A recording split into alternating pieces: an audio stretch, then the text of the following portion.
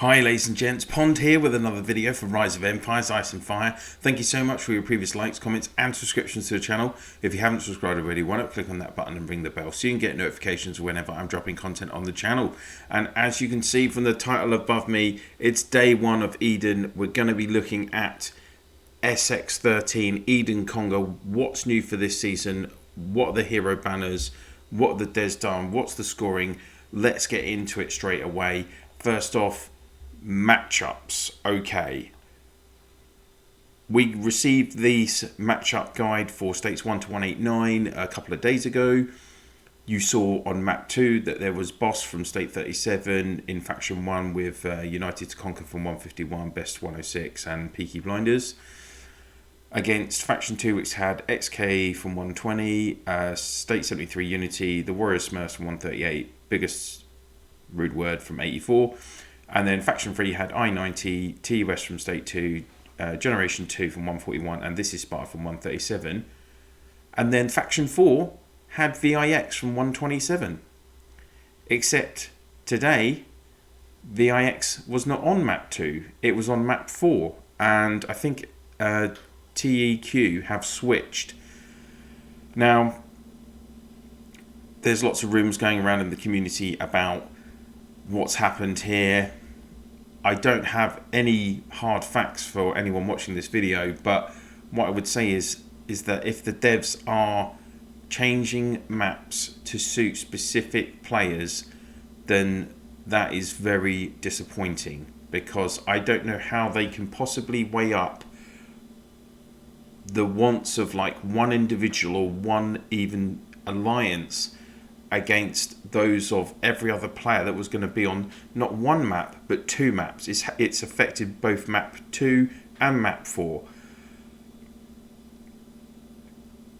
I very much doubt we're ever going to hear anything public from the devs about what they've done over the past couple of days, and whether we're even going to hear much from kind of the individuals that have been involved in making those changes from both the players side as well. I think it's a mistake, a massive mistake. How can you like publicize the maps and then at the last minute change them? Don't publish them in the first place would be my advice if you're going to change things around. It just highlights even more the disparities between the haves and the have-nots in Rise of Empires. And yet again, I'm going to say it again, the disparities just continue to grow. And there are so many, big spenders in these other alliances on these two maps who have made massive investments in the game, and the devs are just wiping the floor with them as if, because maybe everyone should be messaging the devs and asking for certain matchups. Maybe actually then we would have a decent matchup, because the devs just seem to fail. They continue to not get it 100% right. Let's put it that way. I think fail is a too strong a word. There have been a lot of good matchups on many maps, but let's have a look at map 3. You've got 4KE from 120 with Unity State from 120 against Rebellious Legends from 62 and In-Lab Session from 140. Faction 3 is IMS from 127 with United Warriors from 133, and then Faction 4 is T90 with the Last Legions from 82. Apologies to the other alliances that I mentioned, of course. I just don't really have time to go through every single person in this video. We'll be here for a whole day. This is not the first time that 120 have had two alliances in the same faction. I think this could be the third or fourth time. And this time it has an even bigger impact, because they have those top 4 alliances in that faction have a total of 170 G of power. Everyone else is capped at around 135, 140, and Unity State have about 50 G of power. They are by far the strongest second alliance on that map.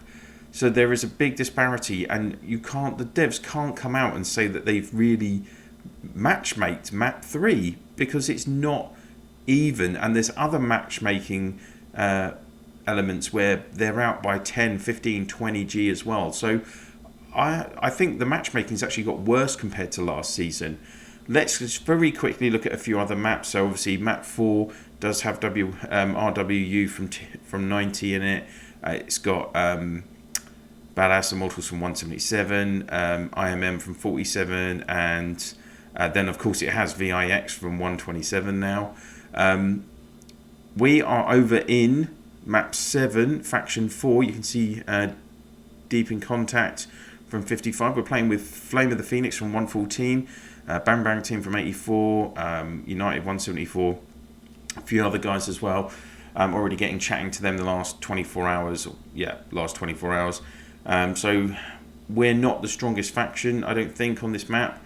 We're going to have to see how it goes, but I'm hopeful of just having a fun season. That's what I'd like to see. Have a bit of fun, and for the whole season, but we'll wait and see.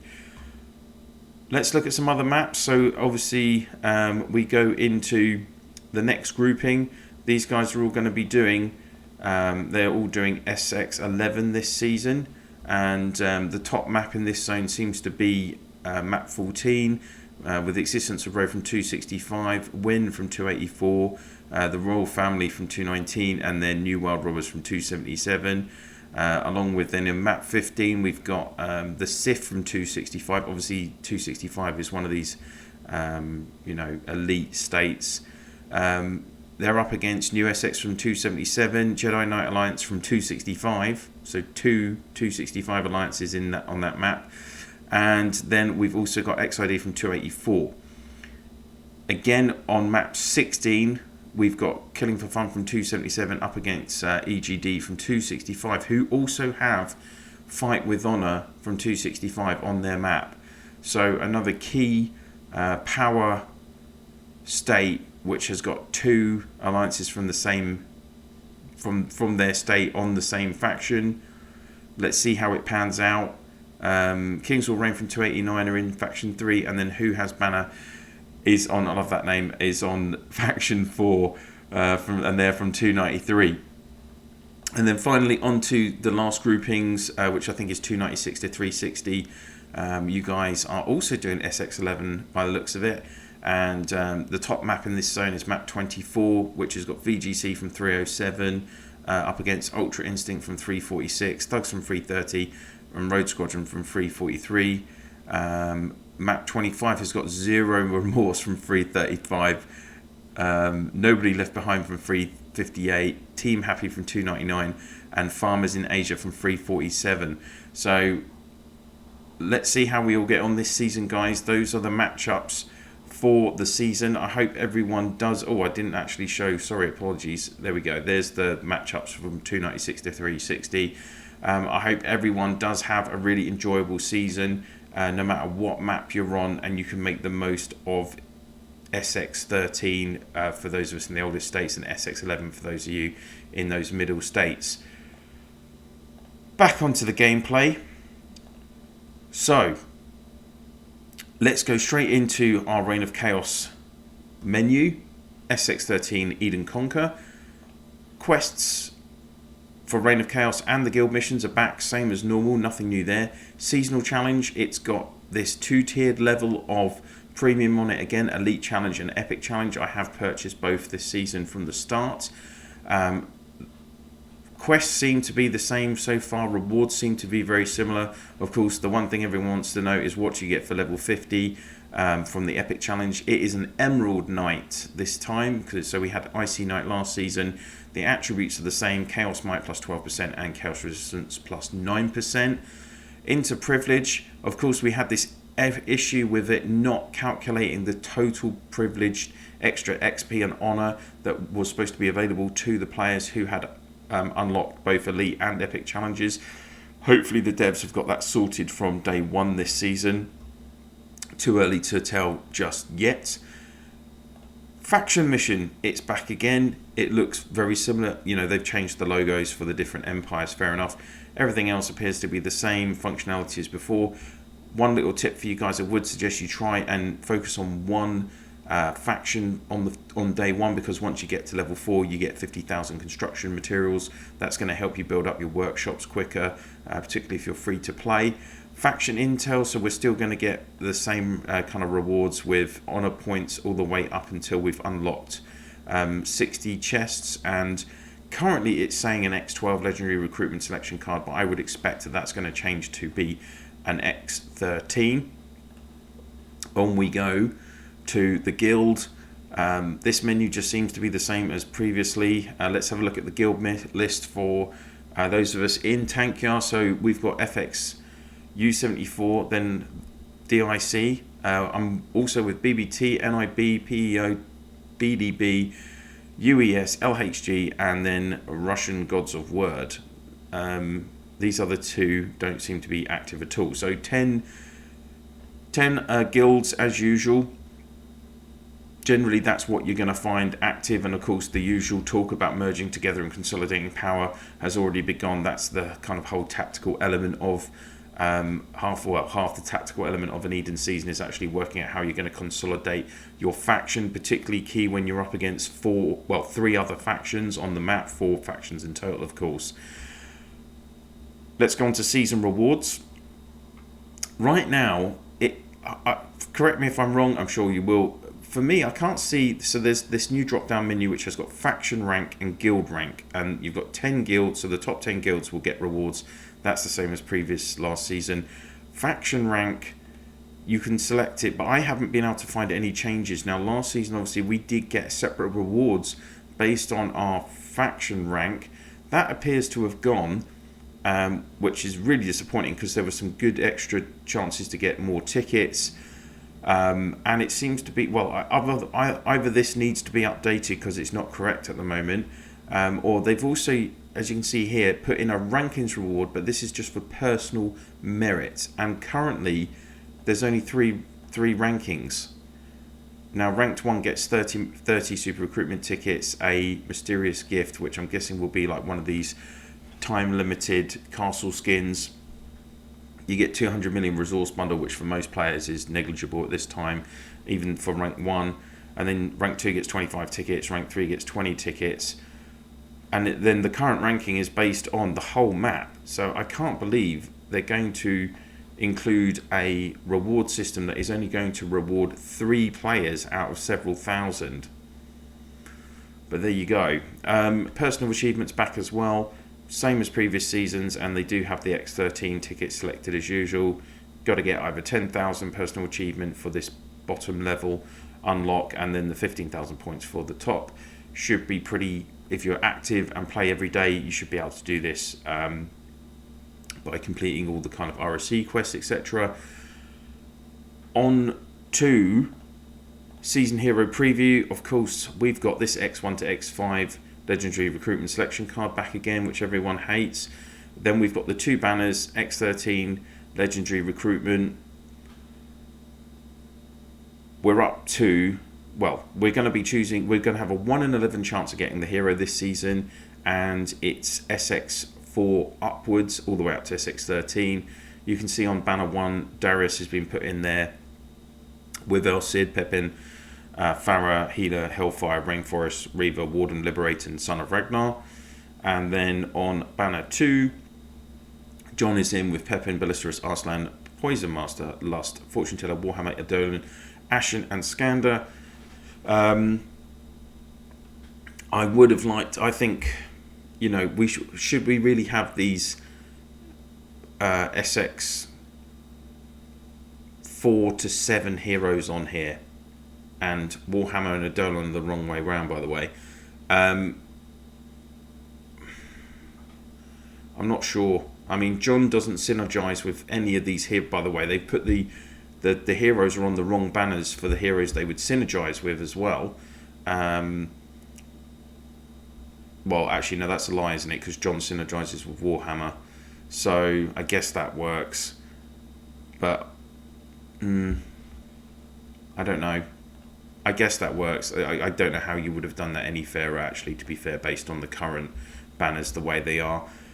1 in 11 chance, though, is still, I mean, I've said it before and I'll say it again, and I know other YouTubers like Callistus have said this as well, and I completely agree with it, is that why not let players at least just get one ticket, even just one ticket, where they can choose the hero, a specific hero, any hero on those banners. I really, really, really, really wish they would do that. You're putting in 8 weeks worth of effort, and quite a lot of the time you're ending up with nothing to benefit your account. Why do we even bother in terms of the rewards? People don't play Eden for the rewards. They play to be for the fun, the competitiveness.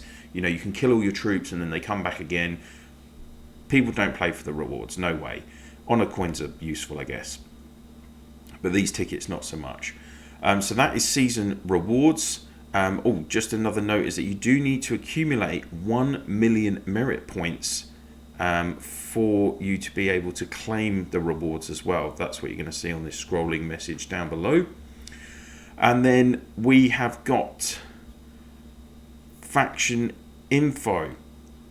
Notice it says occupation value, not merit. So we're going back to the occupation value formula. So it's going to be more based on structures rather than merit. I guess that's good because people were complaining about not wanting to get involved, or they were being more cautious because of losing merit. Plus we had this massive boost from the ancient temple giving 500 million merit at tally, which had a huge difference on everything. So back to occupation value, 4-way battle. It'll be interesting to see what happens in that regard. You can see cumulative merit from there as well. Daily rewards are back, which is directly linked to merit from attacking other castles. So you'll be able to you will gain rewards from attacking, and I think that's the point of that. And also in a new move, we see the merit store released this season, so a completely new function. Again, I presume it is due to try and encourage people to accumulate merit, and you can see that currently we have 8 different options available. They are all limited to a certain amount of purchases per week, and they have different costs attached to them. You can get some honor points, you can get some gems. I wouldn't bother with that personally. You can get some construction materials. I really like this. Obviously, it's giving free-to-play players a chance to actually accelerate their progression during the season. I don't think that's a bad thing. And then this is an interesting element, which is the kind of premium items, which could impact on how we play the game this season. And they're limited to 2 a week, and they're not unlocked for another week. So first off is battering ram. So this is going to increase a Legion's demo value by plus 200 for 8 hours. I mean, that would make it easier to take down structures, right? And you would need less players. Maybe that means you could actually diversify your teams. You'd be able to hit more targets at the same time, potentially. And this is also key. Rapid march, used to increase the Legion's marching speed by plus 20 for 8 hours. It costs 1 million merit to do this, but I can see a lot of players are going to be saving their merit to use here to be the speed tilers, because on this map there are certain section elements, days, where the speed tilers are absolutely key for your progression, taking hold of those central areas where the temple is, where those level 8 capitals are. That is a key gameplay mechanic of this Eden Conquer season. So I think this is a good development. It will just depend on how many people can how much merit everyone can accumulate. And the one thing to note about the merit store, which is some people were querying, is that you need to trade your merit, which is stated in the top here, that if you accumulated that week, you need to spend it in the merit store by the end of the week. So your merit to be used in the store will be cleared each Monday at reset. But the merit that you have accumulated to go on the merit ranking score, that will still be reflected there. That will always be accumulating throughout the season. So just to reiterate that point again, you must use merit in the merit store each week by Sunday reset. Otherwise, you're going to lose it. So how much that will restrict people from being able to accumulate these like high-end rewards, I don't know. But I think it's nice that it is limited to 2, because then it means that your top spenders can't constantly be having these buffs. It is a reasonably level playing field for all players, in my opinion. Next big thing to note, wonders are back. So people would have seen in their build menus earlier today that they could build 2 new buildings, and of course we have the Mayan pyramid back and the Moai statue. So they're going to be improving your production of terrible hardtack and chipped marble, and the Mayan period is going to improve your lumber and rusted ingot production. So of course we'll get the other 2 wonders in the coming days, and so that's going to be another element to this season as well. Now let's quickly jump back into the map, and we're going to have a look at the buildings. So first off, if you just quickly look at the map design, it looks very similar to last season SX12 Conquer, but you can't see any capital icons in your zone. But they are still there. If you just go to, you can use the map search function, and you'll find that we have a description for a level 6 capital looking like this. And you'll note that level 6 capitals are going to give, after occupying personal merits of the guild members, they'll gain 2,000 per hour. So again, capital is going to be absolutely key, just for not only occupation value, because obviously they have the higher levels of occupation value, which is going to impact on the rankings for this season, but you can see as well from level 7 it gives 3,000 extra merit per hour, and a level 8 gives 4,000, with the ancient temple giving 6,000 extra merit per hour, plus obviously the higher levels of occupation value. I don't think they've changed from previous years. Higher demolition value though, 5.5 million for the world center, as they're calling it. I believe last season it had dropped down to 2.5 million. So more emphasis on like the historical side of Eden with these occupation values. It's going to be more difficult to take structures. Getting that extra 200 occupation value from the merit store could be key, and particularly when you're up against so many other factions. And finally, in the discount store, day 1 season boost pack, military supplies, 20,000. Available for today only. So devs have given this day 1 boost, obviously to build up your loyalty, because it's all about getting your loyalty up as quickly as possible. 20,000 at the start of the day is going to give you a healthy boost, get you a few hundred extra loyalty to get you going, and once you get going, obviously it continues in a like rolling down a hill almost. So yeah, that's an interesting extra element of monetization the devs have put in. Of course, there's the usual building material packs as you'd expect to find.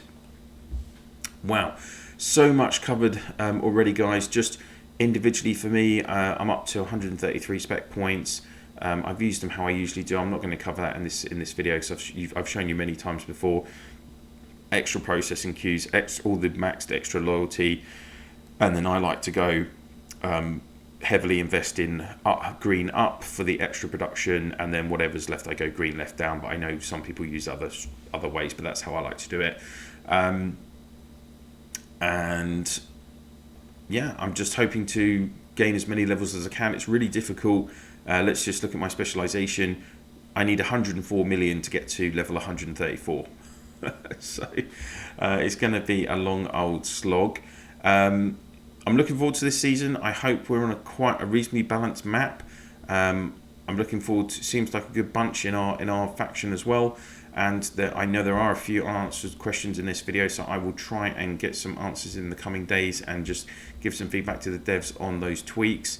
Of course, if there's any update on kind of the impact of those changes to the maps on map 2 and map 4, then I'll bring them to you later in the week as well. That's it for now. Thank you so much for watching. If you've liked the video, then please do click on that like. Of course, I'd be interested to hear your comments, particularly from players that are on map 2 and map 4. How do you feel about the changes that have been done? What's everyone's thoughts on how they're kind of merging and mirroring this merit system alongside the occupation value system this season? What do you think about season rewards? All that kind of jazz. I'll be interested to hear in the comment section down below, guys. And of course, if you could please share this video and my channel in your alliance chat, province chat, your guild chats and map chats, and through line, WhatsApp, Viber, Discord, whatever you use to communicate with your fellow players in the game, that would be very much appreciated. Thank you so much for watching, and I'll see you soon.